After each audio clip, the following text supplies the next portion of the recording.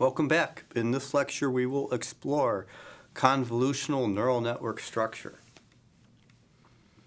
And so this again is just building up on our intuitions as to how a convolutional neural network can work for image classification.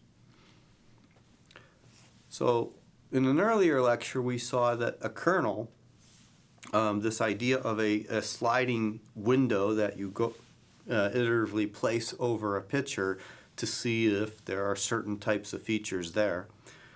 In terms of neural networks, the sliding window consists of a grid of weights, and those weights are multiplied by the values underneath.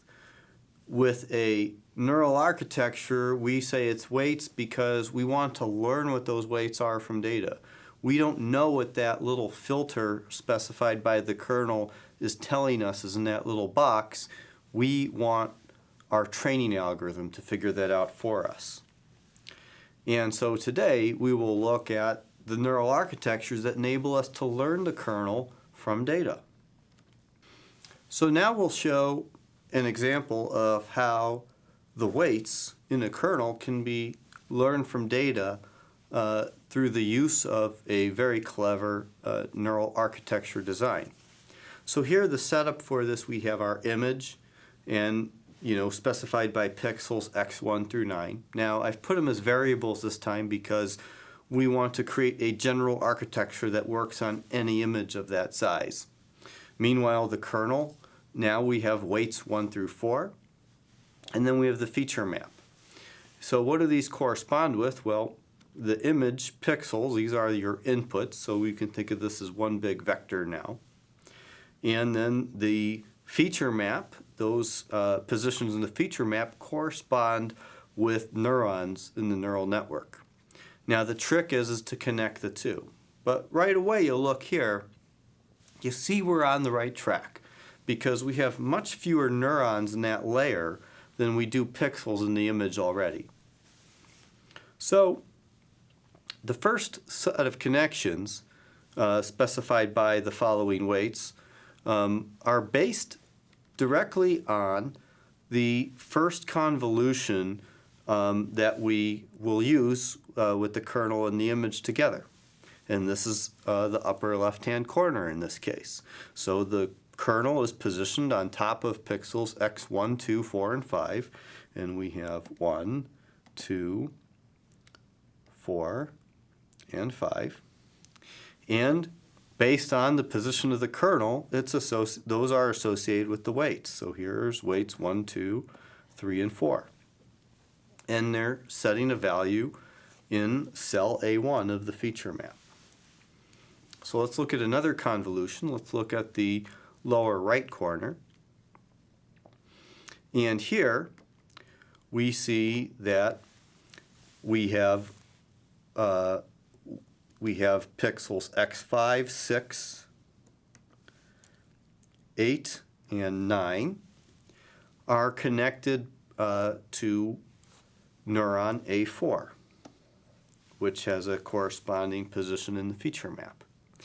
But notice we're connecting it with weights that correspond with W1, 2, 3, 4. And why is this?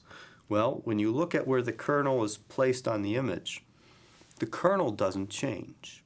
If you remember in earlier examples where we looked at a kernel where we knew what the weights were, those weights never changed regardless of where we placed the kernel on the image. So that's why you have the same set of weights for these two convolutions. And that's kind of a key concept to bear in mind, is there are shared weights. The weights are based on parameters having to do with the kernel, not so much the input. Also note in this example, I didn't put all the convolutions just because it would have been tough to read. So just know if you're looking back at this, this is only showing two convolutions for illustrative purposes. Now some other things is, this is not a fully connected layer. So if we consider pixel x1, x1 in this example only gets covered by the kernel one time. So x1 is only going to be connected to neuron A1 because all the other positions, all the other convolutions of the kernel on top of the image don't cover x1. And it's because of this that this is not a fully connected layer. The other thing to see is that these are all the times that W1 occurs, because W1 will occur in a number of connections equal to the number of convolutions.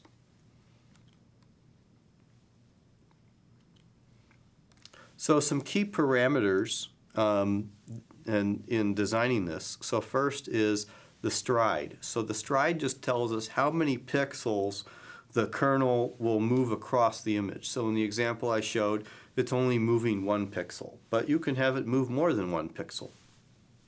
The next is the depth, and that's how many kernels will be used for a layer. So you want to use at least 1 kernel per color. So if you're doing an RGB image and it's a 10 by 10 kernel, then you have 300 weights. Now you may also want to have multiple kernels, because you may think that, hey, I want to find potentially multiple features. So if you think back to an earlier lecture, we had, well, there was a nose and there were ears. So I might want to have, with that in mind, I want to have multiple kernels. Not that I would know that I'm going to have a kernel for a nose and a kernel for ears, but I would want to specify enough to cover a bunch of different things that, the model may pick out of that picture.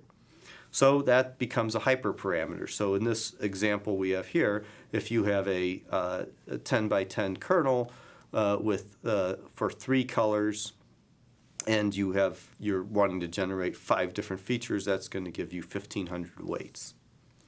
And finally is padding, and this is the practice of adding extra pixels around the border, and this because you might want to increase the chance of detecting certain kind of features that may be near the edge of a photograph.